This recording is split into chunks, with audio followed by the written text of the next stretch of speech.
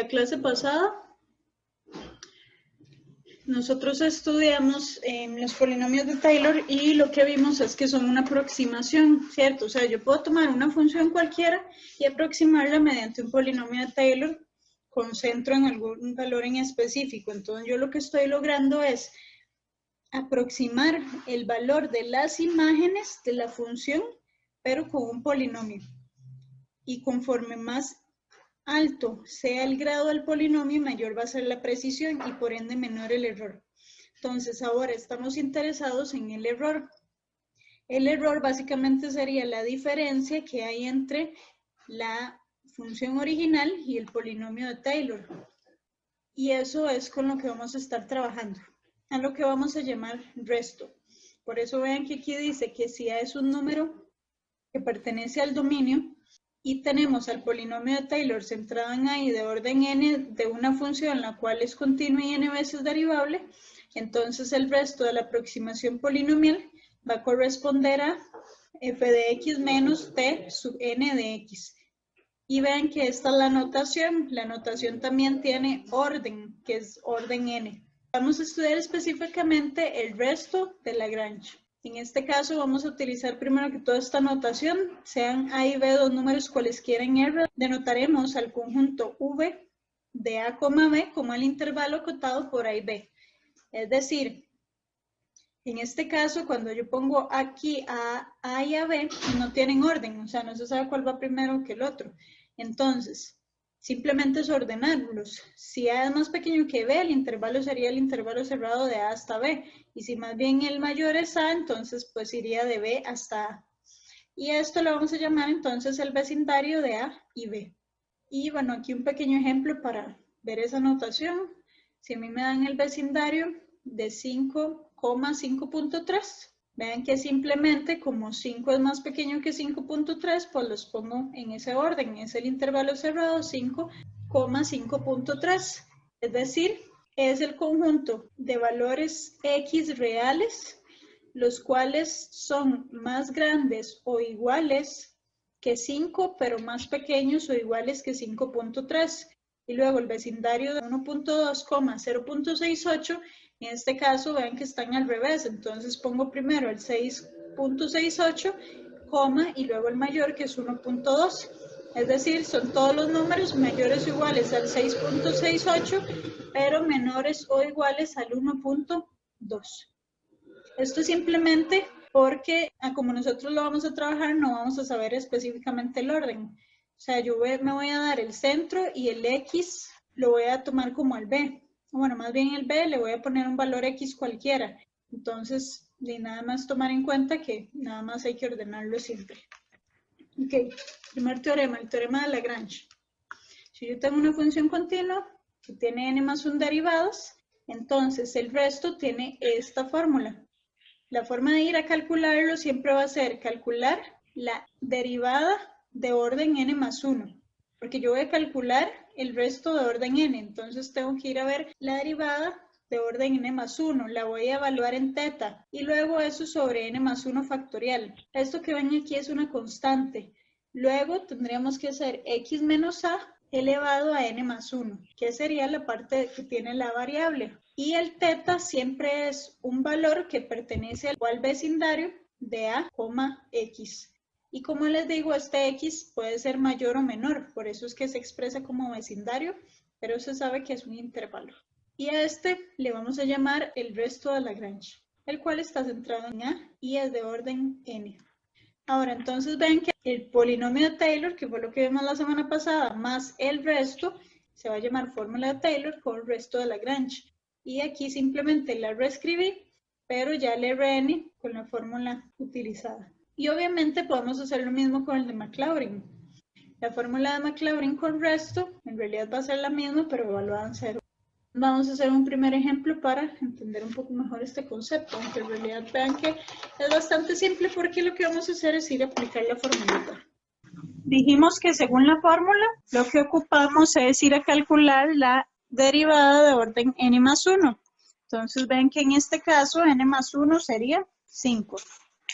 ¿Quién es la primera derivada de seno? coseno, Ajá. Luego, si volvemos a derivar, menos seno, si volvemos a derivar, menos coseno, si volvemos a derivar, seno, y por último de nuevo, coseno. correcto. Entonces esa es la quinta derivada. ¿Eso qué quiere decir? Que entonces ya cuando apliquemos la fórmula del resto de orden 4, que es la que me están solicitando, simplemente va a ser tomar la función derivada 5 veces, en este caso, que sería coseno, pero hay que evaluarlo en teta. Entonces lo evaluamos en teta. Luego, sobre n más 1 factorial, que es 5 factorial, por x menos a, que era el centro, que es pi tercios, a la n más 1, que es 5. Y siempre decir que teta pertenece al vecindario de a, que es pi tercios, x. Y listo.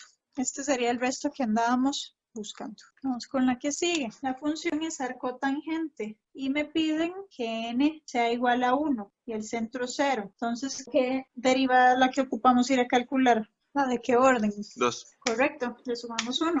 Entonces ocupamos la segunda derivada. ¿Quién es la primera derivada de arcotangente? 1 sobre 1 más x a la 2. Eso es lo mismo que ver 1 más x a la 2 a la menos 1. Entonces la segunda derivada sería menos el 1 más x a la 2 por la derivada de lo de adentro, que es 2x. O sea, esto queda menos 2x sobre 1 más x a la 2. Uy, aquí me comí que le resté 1, que sería a la 2. Y ahora sí, me voy y calculo la fórmula del resto de grado 1 en este caso, que es igual a la función, pero evaluada en teta. Sería menos 2 teta sobre 1 más teta a la 2 a la 2. Luego por x menos el centro, que en este caso es 0, igual lo voy a poner, a la 2, que es el n más 1, sobre el 2 factorial. Y con teta perteneciendo al vecindario de 0 hasta x. En donde x es un número cualquiera que yo elija cerquita de el 0, ¿verdad? Y bueno, aquí en realidad podemos simplificar. Podemos llevarnos a estos de aquí. Entonces, el resto termina siendo igual a menos teta sobre 1 más el teta al cuadrado a la 2 y el x a la 2. Siempre con teta en el vecindario que va de 0 hasta x. Y listo. Así quedaría. Ahí es nada más cumplir la fórmula y ya está. Sí, básicamente. Entonces, el resto más lo de Taylor es la función como tal. Sí, porque el resto era la diferencia que había entre la aproximación y la real. Y entonces ya donde se lo suma, ya tendría la función. Ahora vamos con lo que se llama el test de la enésima derivada. Lo que dice es que si yo tengo una función, igual que siempre, continua con n derivadas, y es un punto que pertenece al dominio, entonces ahí hay un punto crítico si se cumple que la primera derivada evaluada en A, la segunda derivada evaluada en A y así sucesivamente hasta llegar a la n más 1 es 0, pero que llega un momento en que la enésima derivada ya deja de ser 0. Entonces, es punto crítico si ese n es par. Y luego, recuerden que un punto crítico se puede clasificar como máximo o como mínimo. Entonces, si la enésima derivada me da un número negativo es un máximo y si me da un número positivo es un mínimo. Y si n es impar, entonces más bien hay un punto de inflexión. En resumen, yo quiero saber si en un punto de la función se alcanza un punto crítico o bien un punto de inflexión, lo que hago es calcular derivadas y evaluarlas en ese punto hasta que me dé un número distinto de 0. Cuando ya me da un número distinto de 0, si el número de la derivada es par, entonces es un punto crítico. Y si es impar, es un punto de inflexión. Vamos a hacer este ejemplo. Ocupamos empezar a derivar y a evaluar. La primera derivada sería menos el seno. O sea, menos por menos da más y seno de x a la 2. Y luego la derivada de x a la 2, que es 2x. O sea, 2x por seno de x a la 2. Ya cuando venimos a evaluar, esto es igual a 0, porque esto es 0 y seno de 0 también es 0. Vamos con la segunda derivada. Vean que en este caso, aquí yo tengo un producto. O sea, hay que aplicar la regla del producto. Eso quiere decir que primero derivo el 2x, que es 2 por la segunda sin derivar. Y luego más Esta sin derivar por la derivada de seno. Vean que la derivada de seno de x a la 2 es coseno de x a la 2 por 2x. O sea, me quedaría más 4x a la 2 por coseno de x a la 2. Y de nuevo evaluamos, lo cual nos va a dar 0 otra vez porque seno de x es 0 y aquí la x me da 0. Entonces ocupamos seguir. Vamos con la tercera derivada. Como es constante por función, solo derivo la función. Tengo que 2 por seno de x a la 2 sería coseno de x a la 2 por 2x, o sea, 4x coseno de x a la 2. Y aquí tengo una regla del producto. Entonces, la derivada de 4x a la 2 es 8x por la segunda sin derivar. Y luego mantengo esto y la derivada de coseno es menos seno x a la 2 por 2x, entonces me quedaría menos 8x a la 3 por seno de x a la 2. Aquí vean que tenemos estos dos semejantes, entonces los voy a sumar. Esto sería igual a 12x por coseno de x a la 2 menos 8x a la 3 seno x a la 2. Si evaluamos eso, nos daría 0 y 0, o sea, 0. Vamos con la cuarta. Aquí otra vez regla del producto. Me daría 12 por el coseno de x a la 2. Luego sería coseno de x a la 2 menos seno de x a la 2 por 2x, o sea, menos 24x a la 2 por seno de x a la 2. Y ahora vamos acá. Esto sería menos 24x a la 2 por la segunda sin derivar. Y luego, más bien derivamos el seno de x a la 2. Entonces sería coseno de x a la 2 por 2x. O sea, me queda menos 24 de x a la 4 por coseno de x a la 2. Creo que esto más bien es un 16. Más bien por 2, entonces menos 16, sí. Porque es el x a la 2 que es 2x por el 8. Menos 16x a la 4 por coseno de x a la 2. Y ahora sí, sumamos semejantes. Me queda menos 12 coseno de x a la 2 menos 48 de x a la 2 de seno de x a la 2 menos 16x a la 4 por coseno de x a la 2.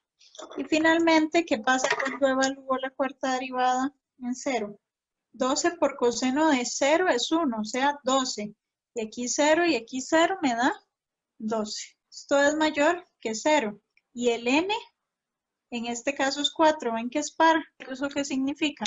Que la función alcanza mínimo local en x igual 0. Y listo. Y bueno, si ustedes lo ven gráficamente ahí hay un mínimo local en x igual 0. Bueno, ahora recuerden que ya calculamos el resto con definición, con fórmula. Al igual que habíamos calculado polinomios de Taylor con fórmula. El detalle es que también vimos teorema de linealidad, de sustitución, de derivación y de integración. Eso quiere decir que si al polinomio de Taylor se le podían aplicar estas operaciones, entonces de su respectivo resto también. Así que vamos a ver los teoremas que nos permiten aplicar lo mismo que se le hacía a los polinomios de Taylor.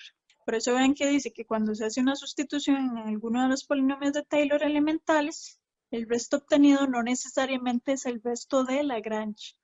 Ven que el resto de Lagrange es específicamente el que acabamos de ver la fórmula. Pero al parecer cuando ya se hace sustitución ya no es necesariamente este. ¿Por qué? Porque para calcular este ocupamos la n+1 derivada. Y obviamente, si yo quisiera ir a calcular la n+1 derivada y para eso no hubiera aplicado el teorema de sustitución.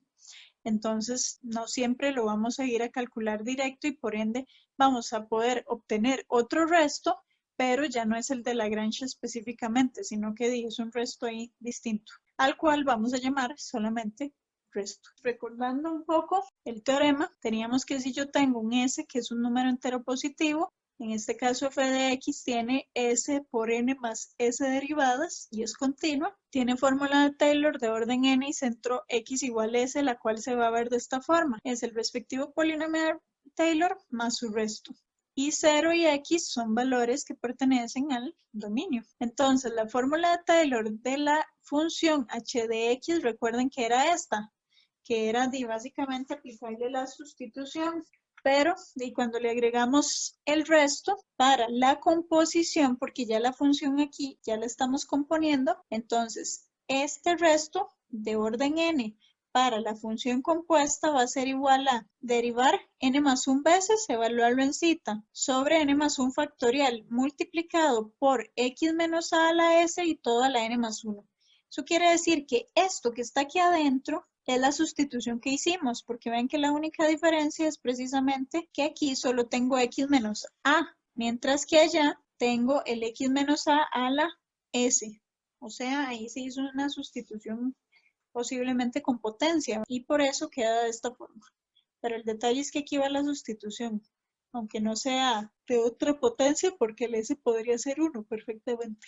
Y lo otro que también cambia es que obviamente como hice una sustitución, el vecindario ahora no va de 0 a x, sino que va de 0 a x menos a la s, o sea, la sustitución. Y un detalle importante es que si ustedes se acuerdan, el polinomio de Taylor aquí es de grado n por s. Aquí el resto se mantiene con notación con n, pero realmente vean que el resto de grado n es igual al resto de grado s por n, que sería como lo que uno pensaría con esto, ¿verdad? Solo que aquí se utiliza esta notación, pero es el mismo, es lo mismo que ustedes pongan aquí el n, ¿verdad? Utilizando esta notación, a que pongan el r de Sn, pero de x. Así que vamos a mantenernos con esta. El cual en general es distinto al resto de Lagrange por lo que acabamos de decir, que ya hicimos la sustitución.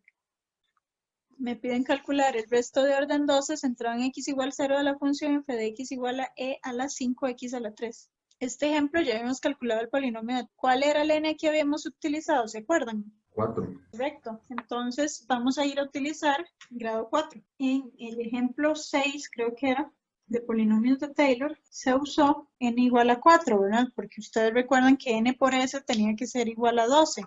Y como el s es 3, n tenía que ser 4. Como n es igual a 4, n más 1 es igual a 5. Ahora nosotros vamos a utilizar el polinomio de Maclaurin conocido. Usamos o partimos de f de x igual a e a la x. ¿Quién es la quinta derivada de e a la x? E a la x. Correcto, ella misma. Entonces vean que si yo voy a calcular el resto de esta función de orden 4, sería la quinta derivada evaluada en teta sobre el n más 1 factorial por el x menos el centro, o sea, x a la n más 1. Esta es utilizando la elemental, ¿verdad? El polinomio Maclaurin conocido. Pero entonces ahora vamos a ir a calcular utilizando el teorema. El resto también de orden 4, pero de 5x a la 3, que es la sustitución, va a ser igual a, y de lo único que hacemos es sustituir acá, e a la teta de 5 factorial por 5x a la 3 a la 5. Ah, bueno, y aquí se me fue, esto es teta en el vecindario de 0 a x. En cambio aquí, 0 a decomposición. O sea, estos son los cambios que se dan aquí. Ahora, nota, aquí el resto de grado 12 es igual al resto de grado 13, al resto de grado 14, y se acuerdan que decía que iba hasta s por n más 1 menos 1. S, que es 3, por n más 1, que es 5 menos 1, es 14. Entonces llegaría hasta 14. Y eso es igual a r de 4 de este de acá. Esto nada más enunciando el teorema para que se entienda bien. Tal vez para repasar, en este caso, e a la 5x a la 3 sería entonces igual al polinomio que habíamos calculado la vez pasada, que se veía así. Entonces, e teta de 5 a la 5 por x a la 3 por 5, que sería 15, 5 factorial. Y eso sí con el vecindario de 0 a 5x a la 3. Entonces aquí, vean que ya tengo esta igualdad. Siempre y cuando el teta pertenezca a un vecindario con el centro 0 y una imagen del 5x a la 3. Ojalá cercano para que tenga sentido. Aquí tal vez aclarar algo. Si ustedes ven el polinomio aquí, volvió a ser de grado 12 porque es lo que querían. Pero el resto ahí va a salir de otro grado, en este caso, y eso no importa. Por ser una aproximación de una función exponencial, y esto quedó de este grado, pero eso no afecta en absoluto. Lo importante es que el polinomio era del grado que nos solicitaron y ya se calculó con su respectivo resto.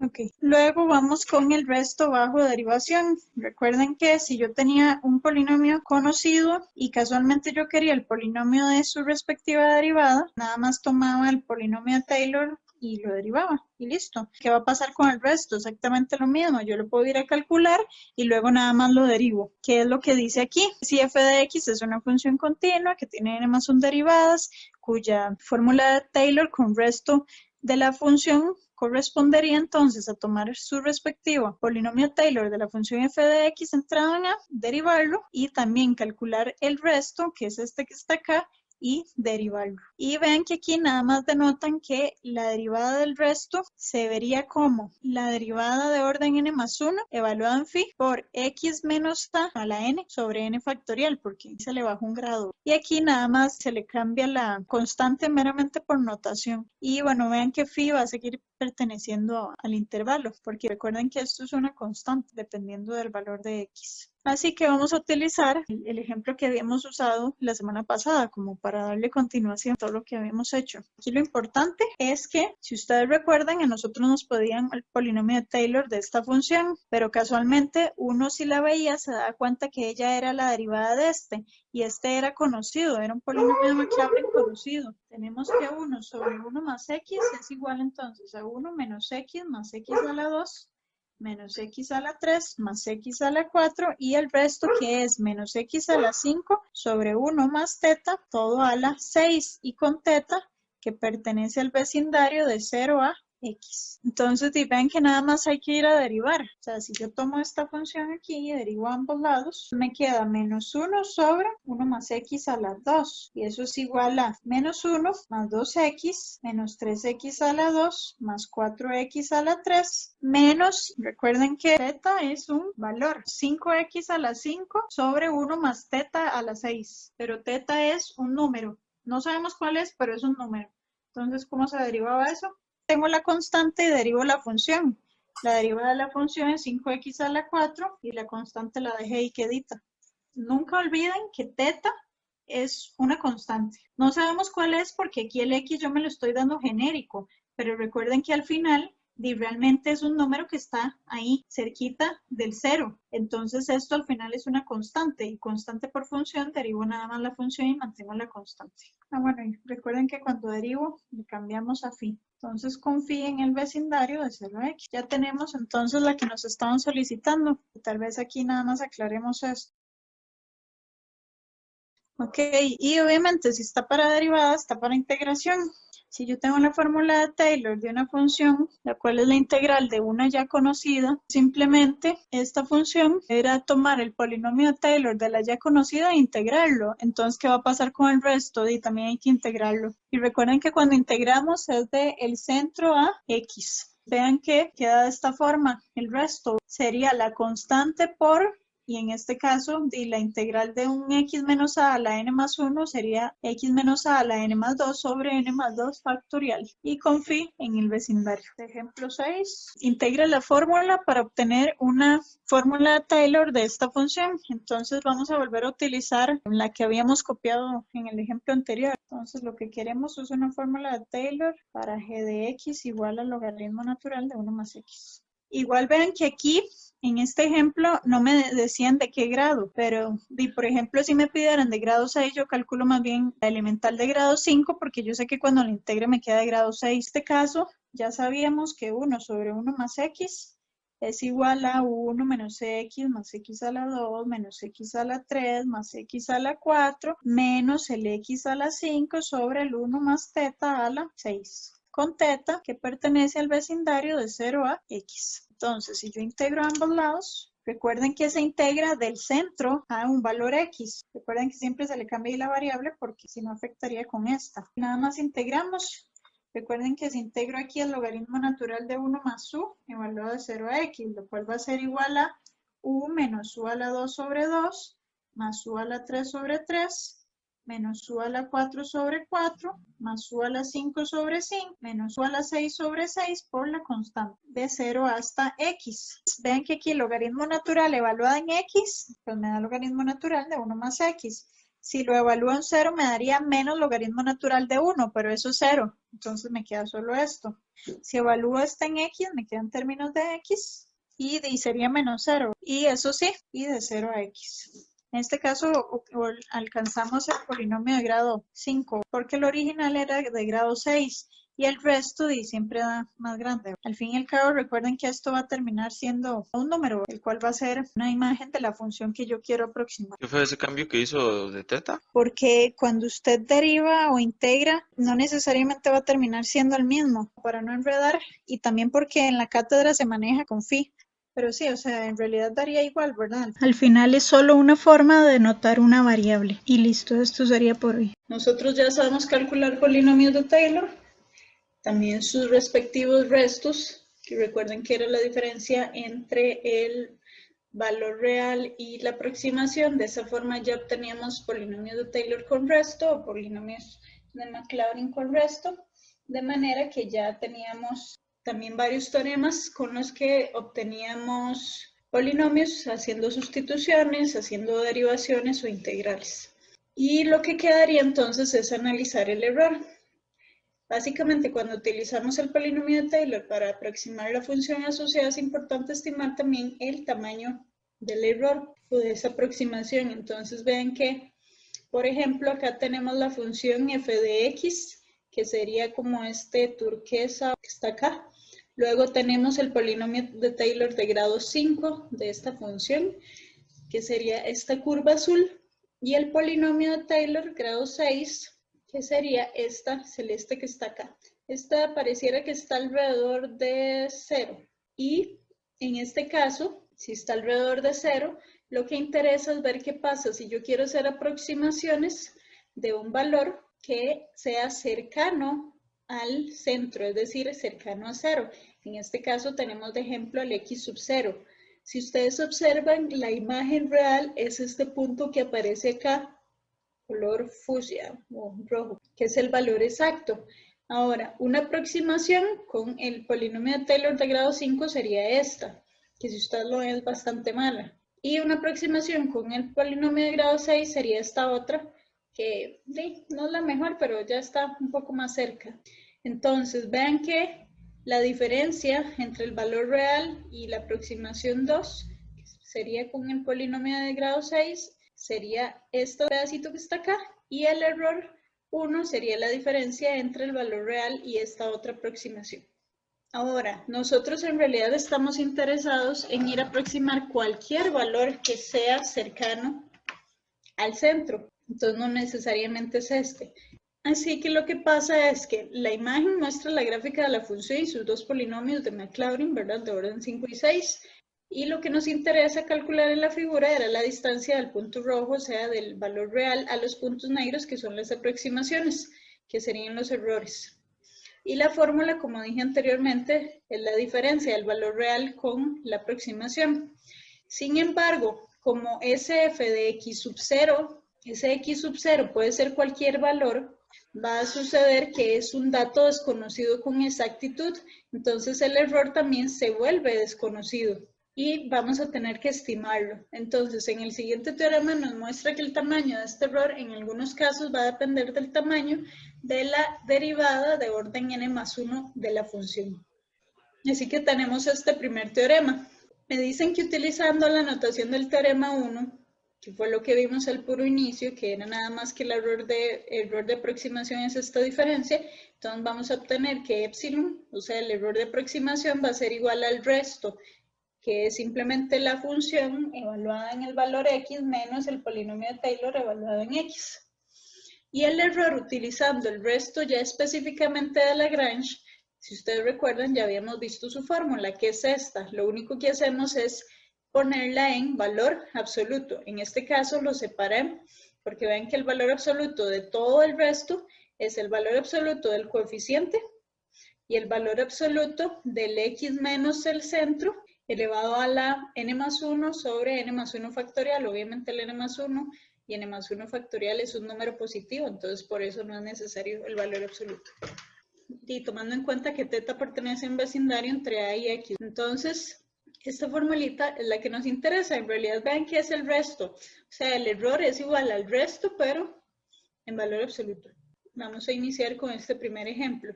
Ven que me dicen que usa el polinomio de Taylor de orden 3, centrado en 60 grados, asociado a la función coseno de x, para aproximar coseno de 50 grados como expresión racional en términos de pi y raíz de 3. Y luego que acote el error de dicha aproximación, utilizando eso sí el resto de Lagrange.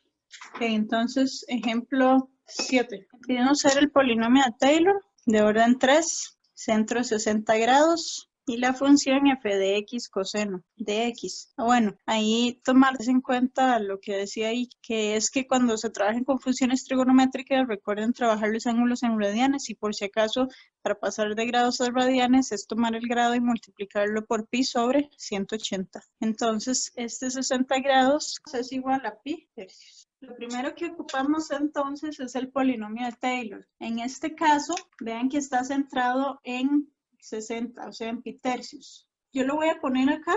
Ustedes lo pueden hacer de ejercicio.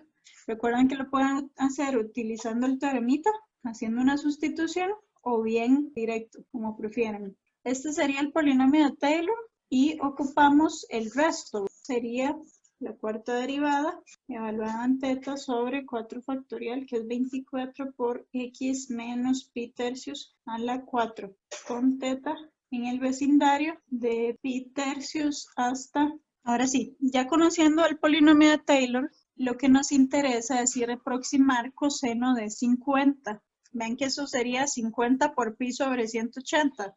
Si le cancelo el 0, me queda 5 sobre 18 pi. De esta forma, entonces, la aproximación sería que coseno de 50 grados, o sea, de 5 pi sobre 18, sería aproximadamente 1 medio menos raíz de 3 medios de x menos pi tercios, menos 1 cuarto de x menos pi tercios a la 2, más raíz de 3 sobre 2 de x menos pi tercios a la 3. Pero x dijimos que lo vamos a ya tomar, así que hacemos aquí la sustitución. Ahora, este valor que está aquí es la aproximación, ¿verdad? No tiene el resto, porque el resto está en términos de teta. Ven que esto es 1 medio menos raíz de 3 sobre 2. 5 pi tercios sobre 18 menos pi tercios es menos pi sobre 18. Menos 1 cuarto de menos pi sobre 18 a la 2. Y luego más raíz de 3 sobre 2 de nuevo de menos pi sobre 18 a la 3. Y ya teniendo esto, lo único que tengo que hacer es ir a introducirlo a la calculadora, que nos estaría dando 0.64276713. Esta aproximación tiene un error. Dijimos que era epsilon igual al resto, pero en valor absoluto, o sea, lo que está acá. Entonces tenemos coseno de teta sobre 24 por el x, que sigue siendo 5 pi sobre 18 menos pi tercios. Eso sería la 4 igual a coseno de teta sobre 24 por, y esto sería menos pi sobre 18 a la 4. Pero se acuerdan que todo tenía que ir en valor absoluto. Entonces esto en valor absoluto, esto sigue estando en valor absoluto y esto lo vamos a poner. Entonces esto es igual a coseno de teta por... Ven que aquí me quedaría el pi a la 4 y en el denominador sería 24 por 18 a la 4. Y ahora sí, si yo quiero acotar un coseno en valor absoluto, ¿cómo lo hacía? ¿Qué propiedad teníamos? Es menor que 1 siempre. Correcto, entonces lo que me quedaría es que epsilon es menor a pi cuartos sobre 24 por 18 a la 4. Es decir, epsilon siempre es menor o igual a ese valor que es 0.00004. Y listo, entonces ya aquí estaríamos acotando al error con el cual se obtuvo la aproximación, tomando en cuenta de que el teta siempre es un valor que está en el vecindario de pi tercios hasta x y que en este caso el x es 5 pi sobre 18. ¿Eso qué quiere decir? Que el error no va a sobrepasar este número que está acá. O sea, siempre van a haber en este caso 4 decimales iguales con respecto al valor real. Profe, hay que colocar alguna cantidad de decimales en el resultado de arriba, el de 0,64 y demás. Sí, la idea es que pongan ahí todos los que pueda, que creo que el cálculo que le da son como 8. Tienen que tener ahí bastantes para que pueda comparar. Profe, eso de acotarlo es solo si me lo piden. Sí, solo si le dicen que aproxima el error. Bueno, ahora vamos con entonces el ejemplo número 8. Dice que considere la función f de x igual al seno de x, utilizando la fórmula de Taylor obtenida de esta función alrededor de 30, aproxime el seno de 25 grados y que acote el error cometido en tal aproximación. En este caso sí lo voy a calcular, porque tal vez la forma de calcularlo es un poquito diferente y les ayuda para la otra. Si en este caso el centro no es 0 y es 30, que era lo que teníamos que ir a aplicar, ¿se acuerdan? En cambio, por si acaso recuerden que 30 grados es pi sextos. Y lo que vamos a hacer es que W sea igual a X menos pi sextos, porque así W, cuando X vale 30 grados, o sea, pi sextos daría 0. Y así puedo usar los de Maclaurin. Entonces, seno de X va a ser igual a seno de W más pi sextos. ¿Se acuerdan la propiedad? Cuando yo tengo la suma de seno, era seno del primero por coseno del segundo más coseno del primero por seno del segundo. De esta manera, coseno de pi sextos es un valor numérico, el cual es raíz de 3 medios por seno de W más seno de pi sextos, que es 1 medio por coseno de W. Y ahora sí, W es una variable que tiende a 0, o sea que estaría alrededor del 0. Eso significa que aquí yo puedo venir a sustituir por un polinomio de Maclaurin. Si ustedes se acuerdan, el polinomio de Maclaurin de seno tiene a los impares, entonces sería W menos W a la 3 sobre 3 factorial, que es 6, más 1 medio, y el de coseno son los pares. Entonces es 1 menos W a la 2 sobre 2. Y para que quede eso claro y se acuerden qué fue lo que pasó, voy a poner que esto es el polinomio de Maclaurin de seno de W. Y este es el polinomio de Maclaurin de coseno de W con n igual a 3. Ambos son los de grado 3. Ahora lo único que voy a hacer es distribuir. Ven que esto es raíz de 3 medios W menos raíz de 3 sobre 12 W a la 3 más 1 medio menos W a la 2 sobre 4.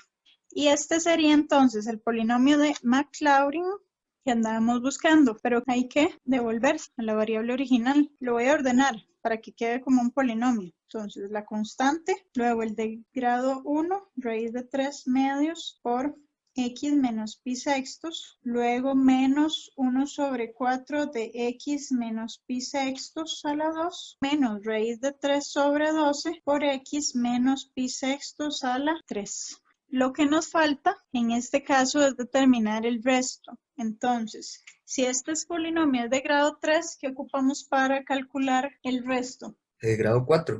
Entonces ocupamos la cuarta derivada. Si la función es seno, la primera derivada es coseno. La derivada de coseno es menos seno. La derivada de menos seno sería menos coseno.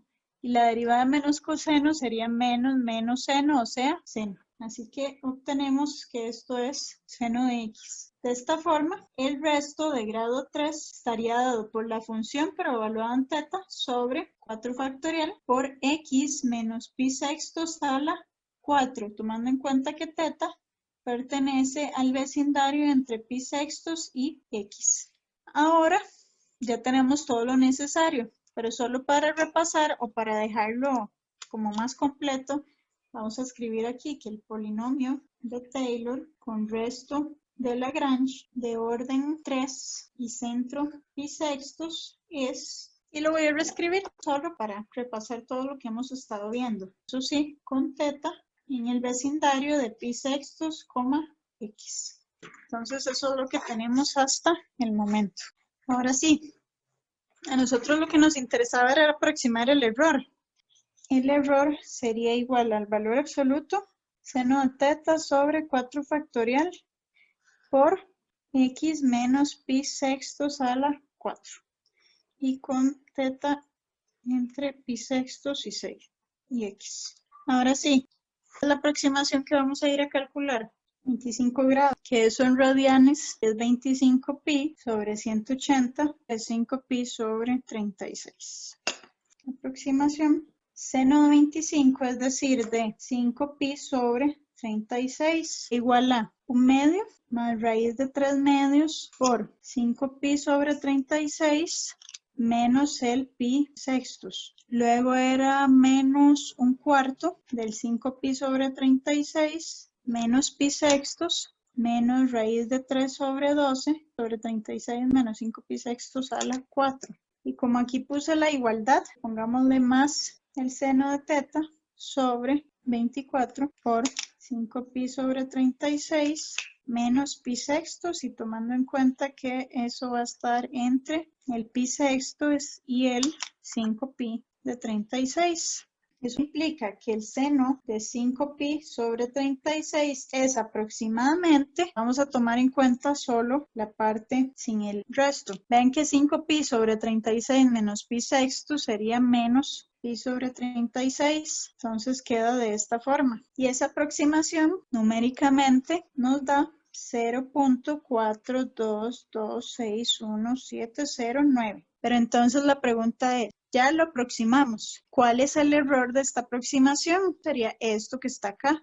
Así que lo vamos a calcular. Error de esta aproximación sería simplemente esto que está acá en valor absoluto. Seno de teta en valor absoluto sobre 24 por el valor absoluto de 5 pi sobre 36 menos pi sextos, toda la 4. Recuerden que eso va a ser igual a seno de teta, un valor absoluto sobre 24 por el valor absoluto de menos pi sobre 36 a la 4. Eso quiere decir que epsilon es igual al valor absoluto de seno de teta por pi a la 4, ya sacándolo, sobre 24 por 36 a la 4. Y ahora sí, de nuevo, ¿cómo acotamos este error? La misma propiedad que dijeron hace un ratito, que tanto seno como coseno en valor absoluto siempre es menor o igual que 1. Entonces él va a ser menor a pi cuarto sobre 24 por 36 a la 4. Que eso numéricamente es 0.0000635 y bueno, continuará. Lo que quiere decir es que cuando yo hice esta aproximación, el error no va a ser superior a este valor, lo cual si ustedes observan tiene bastantes decimales, entonces es una muy buena aproximación. El error es para saber cuál es la diferencia entre la aproximación que se saca del polinomio de Taylor con el número que deberíamos obtener en realidad. ¿Y epsilon para qué sirve?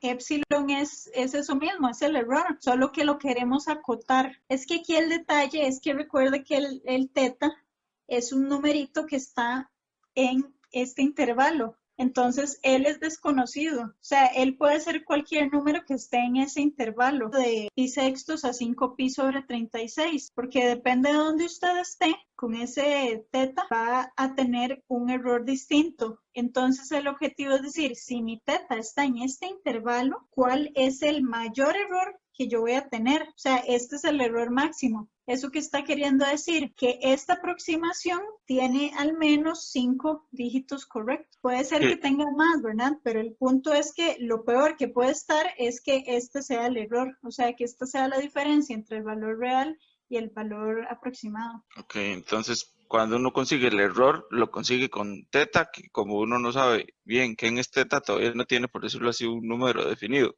Con esto lo que hace es definirlo. Correcto. Bueno, no lo define, lo acota. ¿Qué es acotar? Dice que es máximo este número. O sea, puede ser que sea un numerito más pequeñito que esto, pero el punto es que no va a sobrepasar esto. No sé, yo lo pienso algo así. Cuando los científicos o lo que sea ocupan calcular algo, ellos en realidad no conocen la realidad, ¿verdad? Ellos realmente están aproximando cosas. Entonces, ocupan saber qué va a pasar con la aproximación, qué tan exacta va a ser para poder obtener ciertos resultados o deducir cosas. Entonces, y al fin y al cabo, ellos lo que hacen es decir, esta es mi aproximación y el error más grande que va a tener es este número. O sea, que en este caso tenemos que esto es 0.42261 y ya de ahí en adelante no se sabe, pero el punto es que al menos tiene esos dígitos correctos. Eso es lo que estamos concluyendo aquí. Que esa es la diferencia máxima entre la aproximación y el valor real. Por eso es que es una cota superior. Es decir, este es el error más grande que podemos tener.